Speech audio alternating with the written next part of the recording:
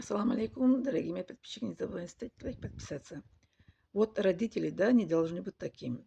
Первое, это что скупность, это жадные, да, знаете почему жадные? Когда жадные, дети не любят, это родители жадные. Второе, что они как это, не должны быть а, как это, отсутствие тепло, не давать ребенку как это, слово любви и нежность, да. Жестокость тоже. Побои, физическое насилие.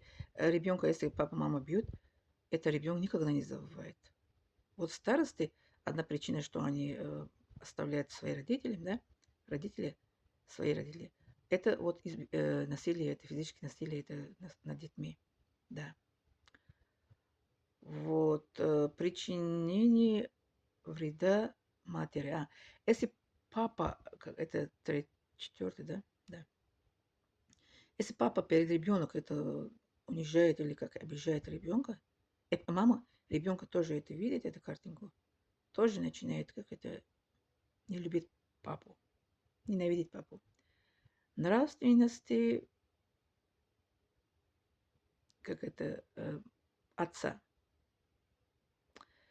Это поведение, как нравственное, это папа тоже это влияет на ребенка. Вот мой папа всегда меня как поднял, играл со мной, любил, ценил, а в итоге в старости я же к нему возвращалась. Если он мне бил бы, или маму передо мной бил бы, как вот вижу, другие это девчонки не смотрят за папу, маму. Я тоже это могла бы стать так. Это что? Это сура, это землетрясение же говорит в конце это сура землетрясение, что 30 часть Корана, что капли добро делает человек, к нему возвращается, капли зло делает, к нему возвращается. Сравнение это детей друг с другом. Никогда мы не должны сравнивать это с семьей, вот сестренка с старшей сестрой, или старшей сестрой с младшей сестрой, а тем более с другими детьми. Никогда не надо это сравнивать ребенка с другими детьми. Это тоже влияет на психику ребенка, на будущее ее жизни. Вот унижение ребенка, оскорбление и гру, а, грубит, да? Это как это группы слова в его это адрес. Да. Это я статью читала, а потом я собирала вам объяснить. Это с точки зрения ислама тоже это вот грубит ребенка, грубо говорит с ним, грубые слова и ее адрес. Наш пророк, он это всегда свои это детей, он обнял, поцеловал, и как он сказал, что будьте это своими детьми, как это милый, да, добрый, и это своих детей любите. И избивать ребенка, как это грубые слова тоже с точки зрения ислама тоже запрещено. Категорически запрещено. Вот.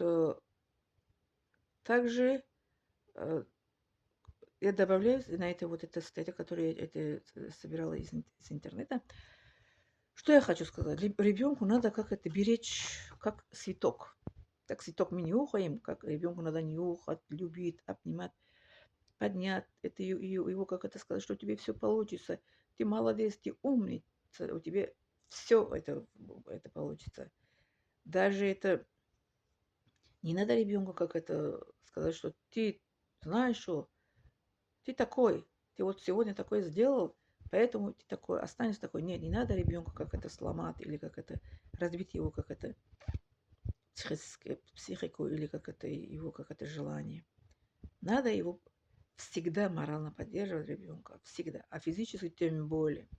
Физически ни в коем случае нельзя трогать ребенка. С точки зрения религии ислам, избивать ребенка запрещено. А моральная поддержка это э, поддержка в одном это в стиле идет, вместе они идут. Наша религия, я еще раз говорю, что добрая, милая, современная, как это мощная, смелая, правдивая, справедливая, честная наша религия. И всегда за правду. Да?